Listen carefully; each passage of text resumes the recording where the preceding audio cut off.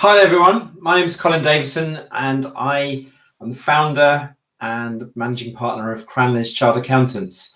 I specialise in looking after property investors and independent directors.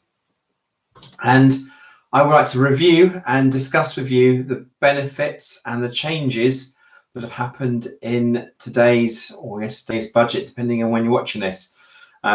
So what I would like to do is summarise the various bits and hope that if you're wanting more information that you make contact with me and I will happily explain a bit further.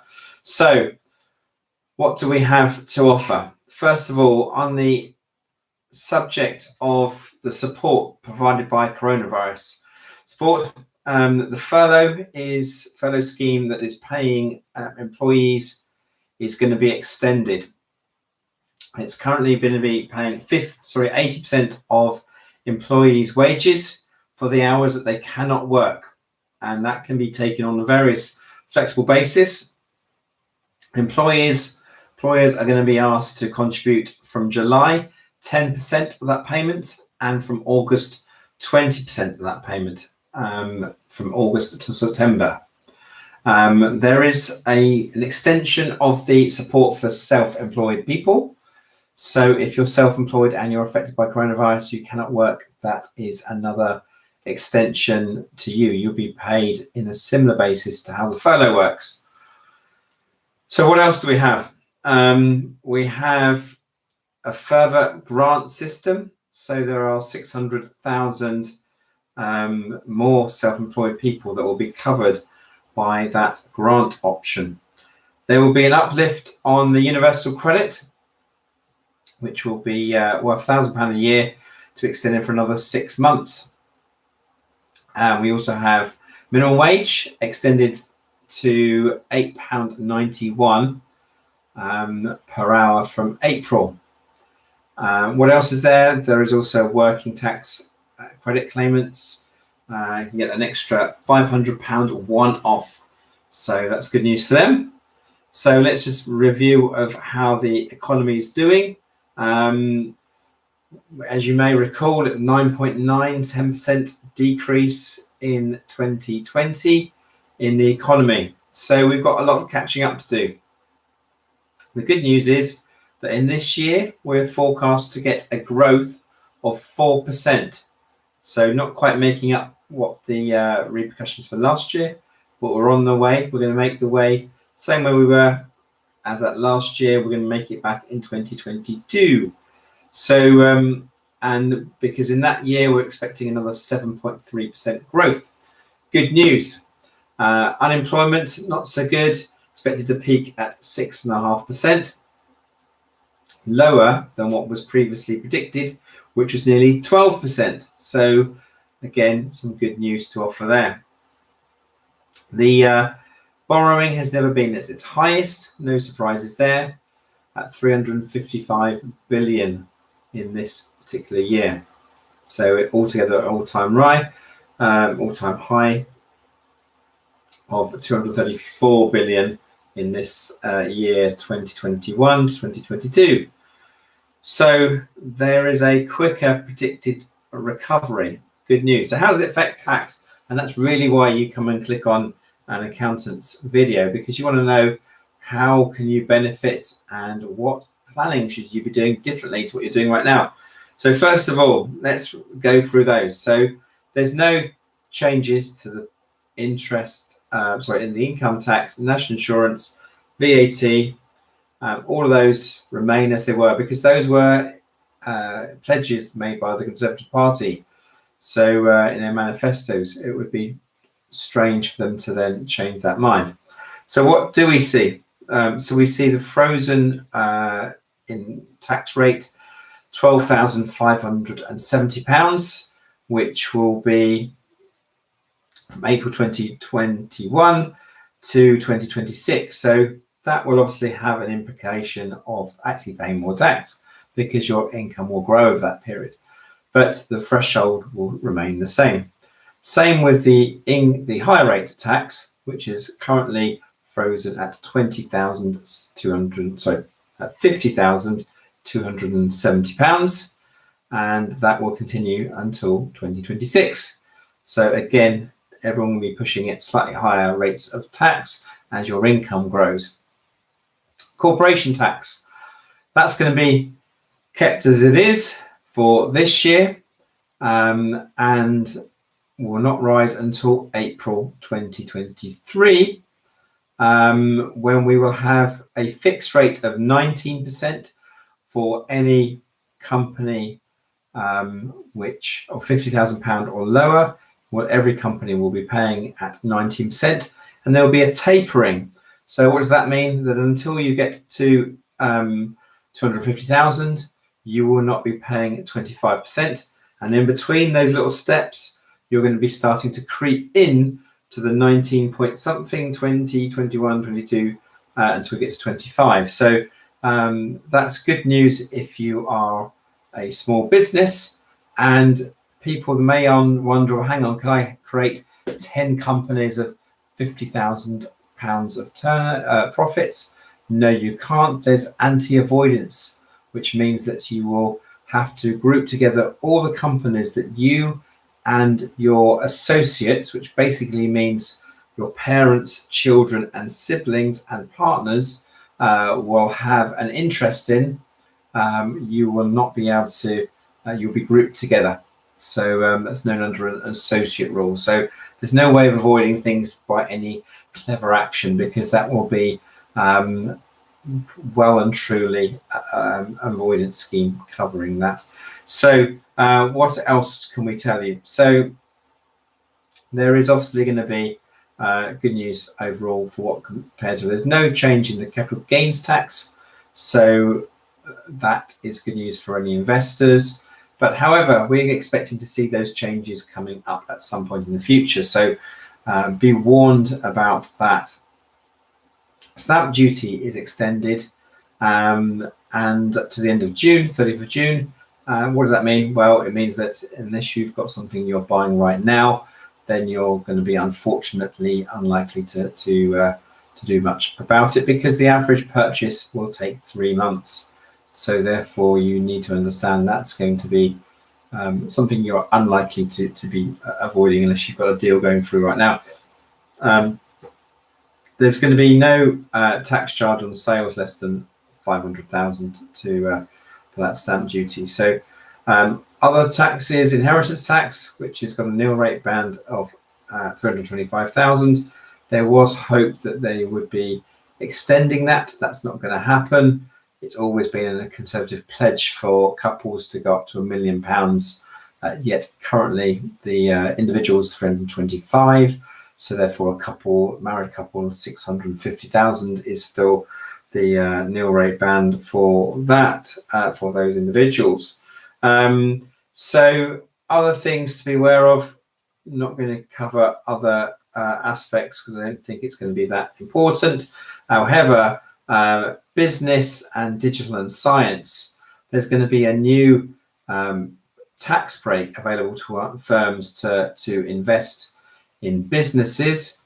This is great. From that, we don't know the details at this point.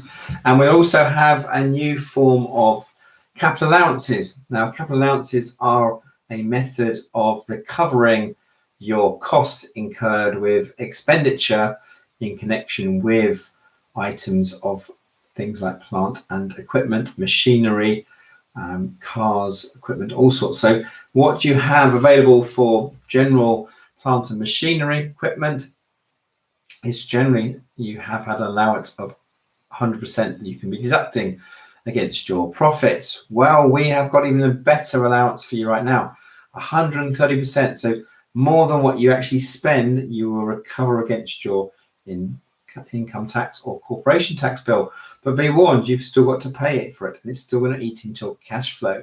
But however, that's an amazing offer, 130%. So there's other incentives to take apprenticeships on, which will have no age limit, and there'll be 126 million available for traineeships of that nature.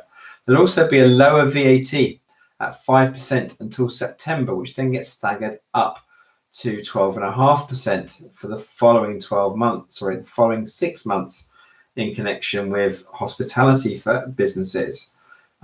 Also, business rates holiday, which we were much anticipating, will be extended until June, and then 75% discount applied after that. So that's another fantastic relief. There's going to be a £5 billion restart grants for shops and other businesses forced to close. So grant is basically money, have to be taxed on it, but it's without a recourse of a loan, repaying it. So that's good news for those people. Contactless limit also is going to be raised to £100. So that's good news for anyone that, like me, that still carries around cards and hasn't quite moved on to the iWallet on my phone. And I still like to tap to make payments. So this will then cover a lot of people's shopping payments. That's great news. So if you remember, it wasn't that long ago when it was £15 or £25, I believe it was. So yeah, that's been fantastic to go up. Anything else? We obviously have a fuel, tobacco, and fuel has all been frozen. Tobacco duty is going to be rise with inflation, however. But other thing else is, and the fuel duty has been frozen for the 11th consecutive year.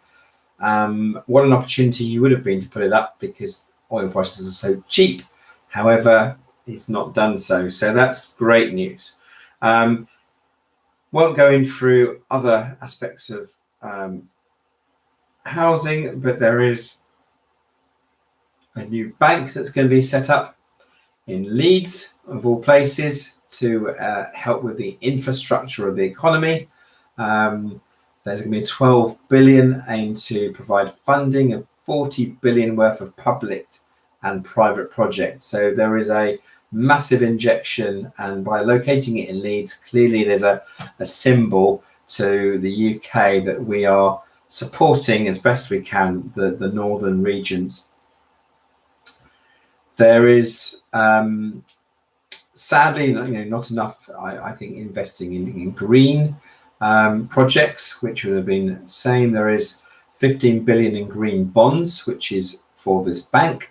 However, I think there could have been much more investment in an economy which we clearly need to rely upon, electric cars, etc., being a really important component to how the UK would do going forward. So how does it affect property investors, which are a core of my client base, independent directors? Well, clearly the change in the corporation tax is not going to put off many people, and it's certainly not going to make a difference to whether it's better to incorporate your business. You've also got no changes to how trusts are taken. So trusts are a very tax efficient way. Remember, you only get taxed at 6% over a 10-year cycle. So it's much more beneficial than inheritance tax. So squirrel your money away, put it into a family company, make sure the growth on that company is incorporated into inheritance tax.